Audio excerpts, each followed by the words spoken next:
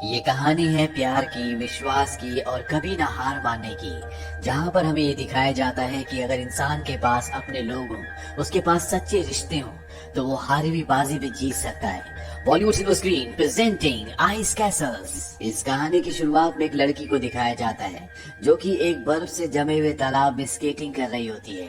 इस लड़की का नाम लेक्सी विंस्टन है। लेक्सी अमेरिका के आयोवा राज्य में रहती है।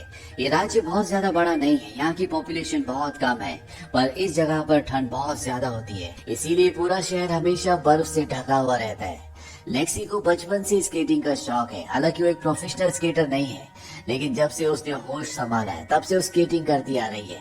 स्केटिंग से उसे प्यार है। लेक्सी स्केटिंग करने के बाद अपने घर जाती है, जहाँ वो अपने डैड के साथ रहती है, और वो अपने डैड को बताती है कि आज शाम को निक से मिलने के लिए जाएगी, जहाँ पर वो स्केटिंग रिंग के अंदर प्रैक्टिस भी करेगी। और अब लेक्सी और उसके डैड वहाँ पर पहुँच जाते हैं। लेक्सी वहाँ पर रिंग के अंदर प्रैक्टिस करती है और इसके बाद वो निक से मिलती है। निक और लेक्सी एक दूसरे से बहुत प्यार करते हैं। निक भी एक आइस हॉकी प्लेयर है और उसे अपने प्रोफेशन से, अपनी गेम से बहुत प्यार है। वो एक प्रोफेशनल आइस हॉकी प्लेयर बनना चाहता है। यहाँ पर लेक्सी की आंट भी होती हैं और वो लेक्सी को कहती है कि इस वीकेंड यहाँ पर एक स्केटिंग चैंपियनशिप होने वाली है जो कि आयोवा स्टेट की है, तुम्हें उसमें हिस्सा लेना चाहिए। लेकिन लेक्सी किसी भी तरह की चैंपियनशिप में इंटरेस्टेड नहीं होती। वो कहती है कि मुझे स्केट करना अच्छा लगता है, इसीलिए मैं स्केट करती हूँ।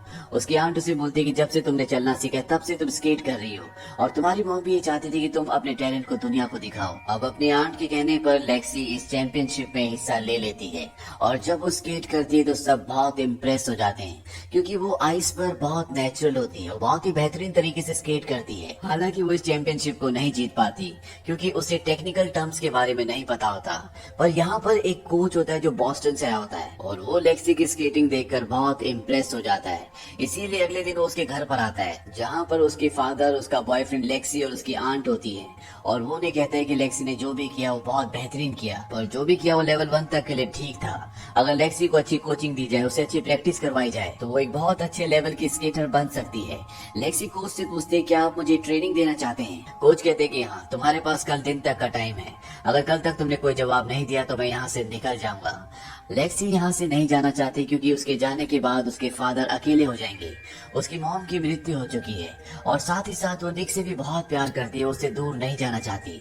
लेकिन निक उसे समझाता है कि हम दोनों चट्टान की तरह हैं, हम दोनों कभी अलग नहीं हो सकते। और अब लेक्सी यहाँ से बॉस्टन चली जाती है और जब वो स्टेडियम में जाती है जहाँ पर उसे रहना है, प्रैक्टिस करना है, तो वो देखती है कि ये किसी होटल से कम नहीं है, यहाँ पर सारी फैसिलिटीज होती है। और जब उस जगह जाती है जहाँ पर स्केटिंग रिंग होता है, तो देखती है कि वहाँ पर बहुत सारी लड़कियां स्केटिंग कर रही होती है। और तभी वहाँ पर कोच आते हैं और वो लेक्सी को कहते हैं कि तुम पहली बार इस रिंग के अंदर प्रैक्टिस करने के लिए जा रही हो और तुम्हारी पहली प्रैक्टिस, पहली परफॉर्मेंस ही डिसाइड करेगी कि तुम कितना दूर तक जा सकती हो।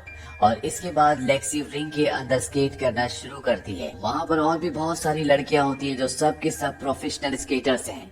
लेकिन जब लेक्सी प्रैक्टिस करती है तो सब के सब रुक कर उसे देखना शुरू कर देते हैं, क्योंकि उसकी परफॉर्मेंस, उसकी स्केटिंग बहुत बेहतरीन होती है।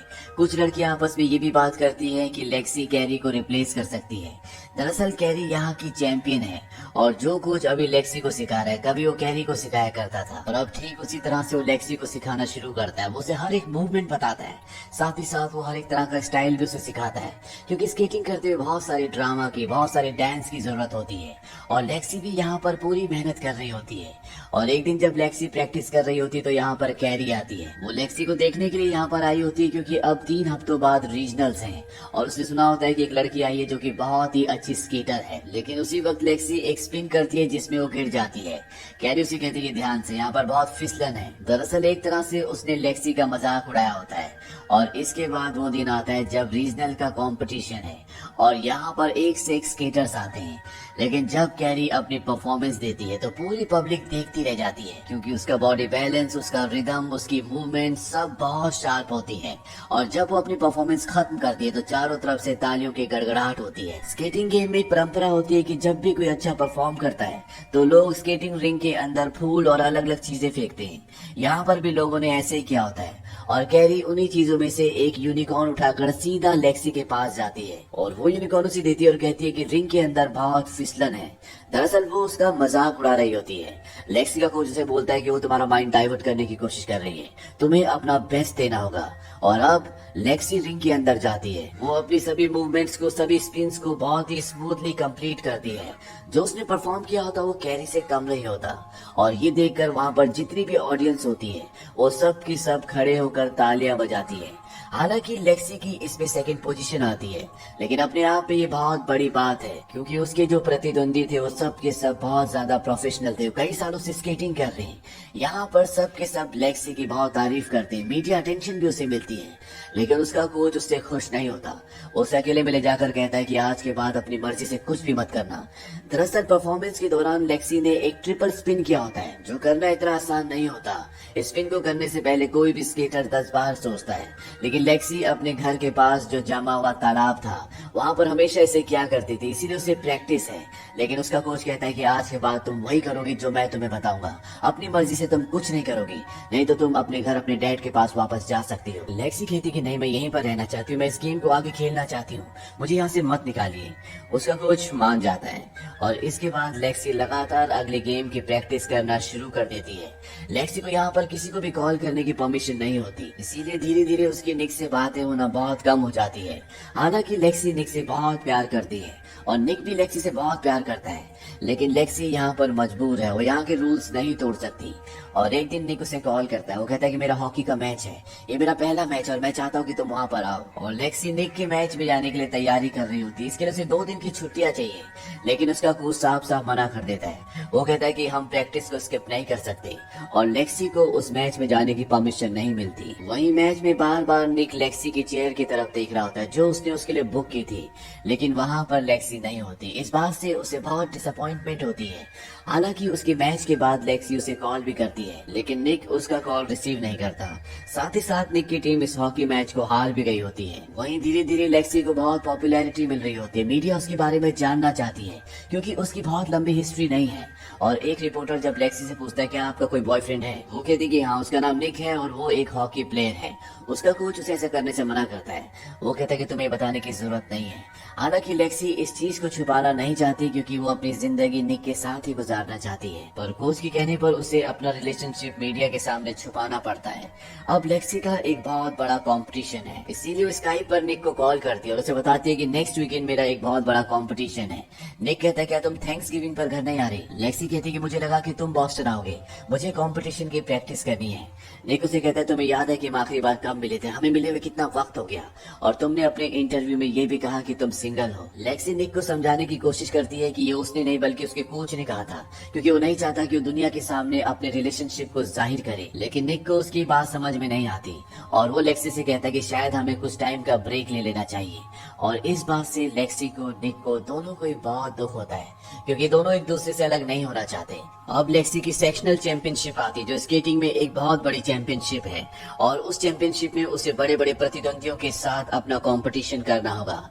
यहाँ पर कैरी अपनी जिंदगी का सबसे बेहतरीन परफॉर्मेंस देती है, लेकिन लेक्सी भी अपनी परफॉर्मेंस में कोई कमी नहीं छोड़ती, और जब वो अपनी परफॉर्मेंस खत्म करती है तो सब उसकी परफॉर्मेंस की बहुत तारीफ करते हैं। यहाँ पर निक भी आया होता है, हालांकि वो निक के पास जाना चाहती है, लेकिन तभी अनाउंसमेंट होती है कि इस कंपटीशन को लेक्सी ने जीत लिया।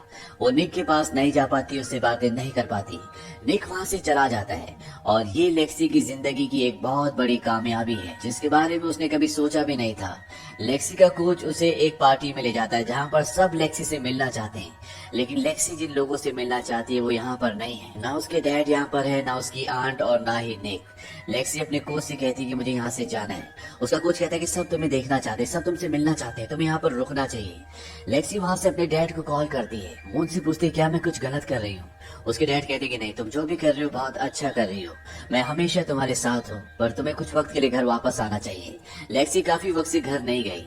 लेक्सी इसके लिए अपने डैड को सॉरी कहती है। उसके डैड भी उसके साथ वहाँ पार्टी में ना होने के लिए उसे सॉरी कहते हैं, इसके बाद लेक्सी पार्टी छोड़कर बाहर जो बर्फ होती है वहाँ पर स्केटिंग करने के लिए चली जाती है। दरअसल उसने कंपटीशन तो जीता है लेकिन उसे कोई भी खुशी नहीं है, क्योंकि उसकी खुशी में वो लोग शामिल नहीं है जिनकी वजह से आज लेक्सी यहाँ तक पहुँची है। और जब वो बाहर बर्फ में स्केटिंग कर रही होती है तो उसका मन बहुत परेशान होता है और एक स्पिन करते हुए उसका पैर स्लिप हो जाता है, जिससे वो सीधा सर के बल बर्फ पर गिरती है।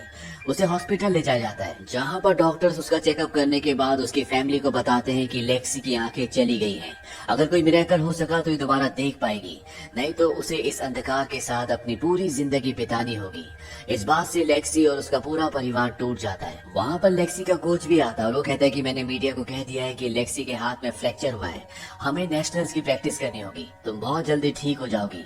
लेक्सी जानती है कि अब वो ठीक नहीं होगी क्योंकि उसके ठीक होने के चांसेस बहुत कम है। वो अपने कोच को कहती है कि आपकी जिंदगी में कॉम्पिटिशन्स और मेडल्स ही सब कुछ है, मेरी जगह कोई ना कोई आ जाएगा जो आपको गोल्ड जिताएगा, प्लीज आप यहाँ से चले जाइए। उसका कोच वहाँ से चला जाता है और अब लेक्सी अपने घर वापस आ जाती है। पर मीडिया को या किसी भी उसके दोस्त को ये पता नहीं होता कि लेक्सी की आंखें चली गई हैं। सब यही सोचते हैं कि लेक्सी का हाथ टूटा हुआ है, इसीलिए वो अपने घर वापस चली गई है। और इसके बाद मीडिया को लेक्सी की कोई खबर नहीं मिलती। यहाँ तक कि निक को भी नहीं पता होता कि लेक्सी की आंखें चली गई, जो उससे बहुत प्यार करता है और ना ही निक को इस बारे में बताता है। लेक्सी अपने आप को कई हफ्तों के लिए अपने कमरे में बंद कर लेती है। उसकी जिंदगी में अब उदासी है, निराशा है। इस बात से उसके डैड और उसकी आंट बहुत परेशान हो जाते हैं और एक दिन उसके डैड उसके कमरे में जाते हैं और उससे कहते हैं कि मैं तुम्हें ऐसे खत्म होते हुए नहीं देख सकता। वो उसे जबरदस्ती उस पॉन्ड में ले जाते हैं जहाँ पर वो बचपन से स्केटिंग करती आ रही थी और वो वहाँ पर उसे स्केटिंग करने के लिए कहते हैं। लेकिन लेक्सी के अंदर अब कॉन्फिडेंस नहीं है, उसे कुछ भी दिखता नहीं है, वो स्केटिंग नहीं करना चाहती। वहाँ पर निक भी आ जाता है और अब निक को भी पता चल जाता है कि लेक्सी की आंखें चली गई है, वो देख नहीं सकती। निक कहता है कि तुम इतने हफ्तों से घर पर थी, मुझे लगा कि तुम मुझे देखना नहीं चाहती, मुझसे मिलना नहीं चाहती, पर अब मुझे सच पता चल चुका है। लेक्सी कहते कि मुझे भी ऐसे ही लगा था, जो भी मेरे साथ हुआ उसके बाद शायद तुम मुझसे मिलना नहीं चाहते। और अब ये दोनों के दोनों इस पॉन्ड में, जहाँ पर ये बचपन से दोनों एक साथ स्केटिंग करते थे, यहाँ पर एक बार फिर से स्केटिंग करना शुरू कर देते हैं। हालांकि लेक्सी कंफर्टेबल नहीं होती, लेकिन निक जानता है कि लेक्सी के लिए स्केटिंग कोई खेल नहीं बल्कि ये उसकी खुशी है। वो उसे याद दिलाता है कि कैसे हम एक दूसरे की आंखों में पट्टी बांधकर यहाँ पर स्केटिंग किया करते थे। और धीरे धीरे वो यहाँ पर लेक्सी को स्केटिंग करवाना शुरू करता है। वो कहता है कि वही पॉन्ड है जहाँ पर बचपन से तुमने स्केटिंग की है, यहाँ पर कुछ भी नहीं बदला और तुम यहाँ पर स्केटिंग कर सकती हो। साथ ही साथ वो लेक्सी को स्केटिंग रिंग में भी ले जाता है, लेकिन रिंग के चारों तरफ वॉल होती है। निक लेक्सी को कहता है कि वॉल के चारों तरफ लाइट्स होती है, शायद तुम उन्हें हल्का सा महसूस कर सको। लेक्सी लाइट्स की हल्की सी शेडो को देख सकती है, जिससे उसे वॉल की स्थिति का एहसास हो जाता है। हालांकि इसमें वो कई बार गिरती भी है। साथ ही साथ वो पूरे रिंग को अपने कदमों से गिनना भी शुरू कर देती है ताकि उसे पता चल सके कि वो किस वक्त कहाँ पर है। अब एक शाम जब प्रैक्टिस करने के बाद ये पॉन्ड पर बैठे होते हैं, तभी निक लेक्सी को कहता है काश तुम सूरज को डूबते हुए देख पाती।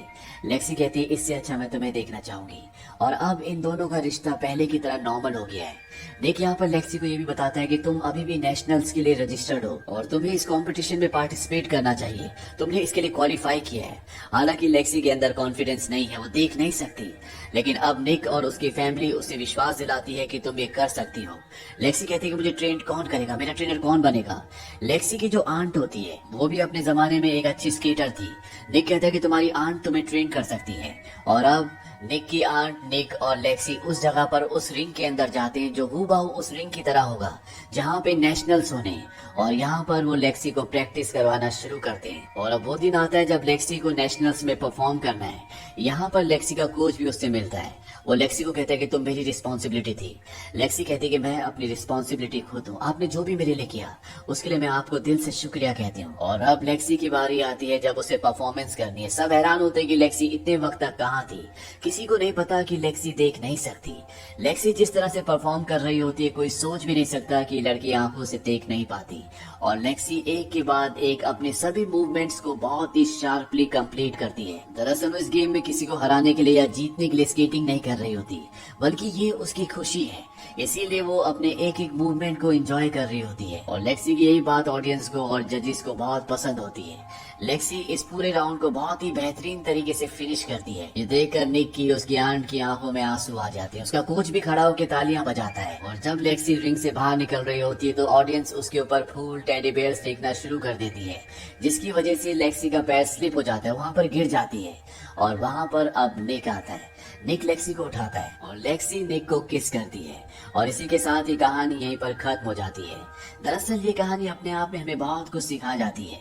अगर आपकी कामयाबी में आपके अपने लोग साथ ना हो जिन्होंने हमेशा आपका साथ दिया है, तो उस कामयाबी का जिंदगी में कोई महत्व नहीं होता।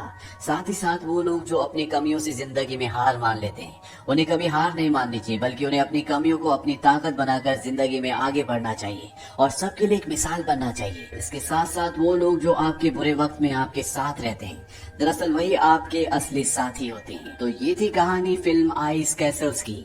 ये फिल्म सन 2010 में रिलीज हुई थी। IMDb पर इसकी रेटिंग है 6.3।